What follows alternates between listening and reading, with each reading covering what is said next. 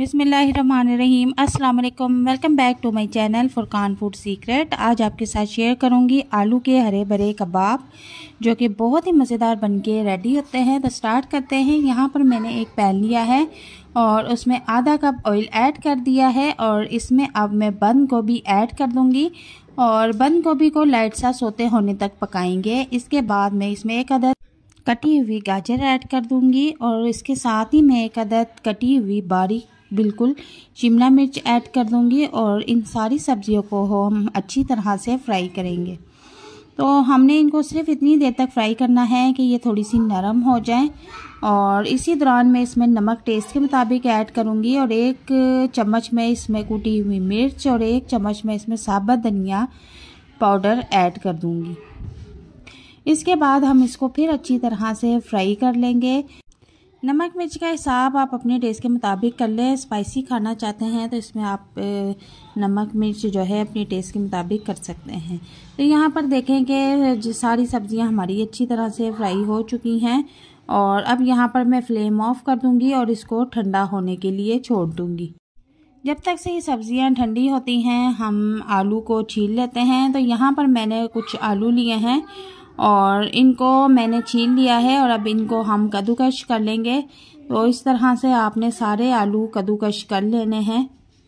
अब इसमें आप टेस्ट के मुताबिक नमक ऐड कर दें क्योंकि नमक हमने सब्जियों में भी ऐड किया हुआ है। एक चम्मच धनिया पाउडर ऐड कर देंगे इसमें और 1 से 1.5 चम्मच इसमें कुटी हुई मिर्च ऐड कर देंगे और इसके बाद अब जो सब्जियां हमारी ठंडी हो चुकी हैं वो भी इसमें ऐड कर देंगे। और यहाँ पर एक बात आपको और याद करवा दूँ कि हमने कुछ नमक मिर्च सब्जियों में भी ऐड की थी और उस हिसाब से ही आपने आलूओं में भी नमक मिर्च ऐड करनी है। तो इसके बाद अब मैं इसमें आधी चम्मच के करीब काली मिर्च पाउडर ऐड कर दूँगी। अब मैं इसमें आधा कप चावलों का आटा ऐड कर दूंगी। अगर आपके पास चावल का आटा नहीं है तो आप इसमें कॉर्नफ्लोर भी ऐड कर सकते हैं। और इसके बाद मैं इसमें 2 अदद दरमियाने साइज़ के प्याज लिए थे जिन्हें बिल्कुल बारीक चॉप कर लिया है और इसको अब अच्छी तरह से हम मिक्स कर लेंगे। चावल का आटा ऐड करने से हमारे जो कबाब हैं बहुत क्रिस्पी बनके रेडी होंगे। तो यहाँ पर देखें कि अच्छी तरह से सारे मसाले मिक्स हो चुके हैं। तो अब हम यहाँ पर कबाब रेडी कर लेंगे। कबाब की शेप आप जो चाहे देना चाहें यहाँ पर आप बना सकती हैं। तो हमने गोल साइज़ के कबाब रेडी किए हैं और साइज़ भी यहाँ पर आप अपने हिसाब से रख सकते हैं। तो देखें बहुत ही ज़बरदस्त कबाब बनके एक रेडी हो गया है। इसी तरह इसी शेप से हम सारे कबाब बनाकर रेडी कर लेंगे।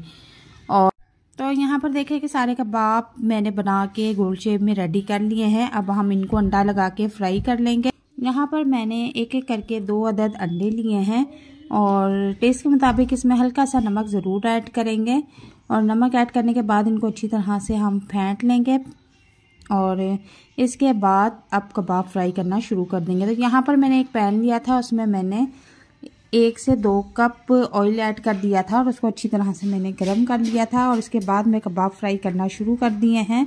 अंडा लगा के हम कबाब को फ्राई कर रहे हैं और चूल्हे का फ्लेम मैंने नॉर्मल रखा हुआ है और ताकि हमारे कबाब ज़्यादा ब्राउन ना हो जाए। तो खूबसूरत सा कलर आने के बाद मैंने इनकी साइड चेंज कर दी है और दूसरी साइड से भी ये खूबसूरत कलर आने पर मैं इनको निकाल लूँगी। कबाब हमारे रेडी हो चुके हैं माशाल्लाह से बहुत ही ज़बरदस्त बनके रेडी हुए हैं और इनको इस तरह छलनी में निकाल लेंगे ताकि इनका जो एक्स्ट्रा ऑयल है वो सारा का सारा निकल जाए। तो यहाँ पर आप देख सकते हैं कि बहुत ही मज़ेदार ज़बरदस्त हरे भरे आलू के कबाब रेडी हैं। आप इस रेसिपी को एक बार घर में जब ट्राई करेंगे तो आप चिकन के गोश्त के कबाब भूल जाएंगे। तो इस रेसिपी को आप एक बार घर में ज़रूर ट्राई कीजिएगा और मुझे कमेंट बॉक्स में अच्छा सा फीडबैक ज़रूर दीजिएगा। मिलते हैं नेक्स्ट वीडियो में एक नई और मज़ेदार रेसिपी के साथ। अल्लाह हाफिज़।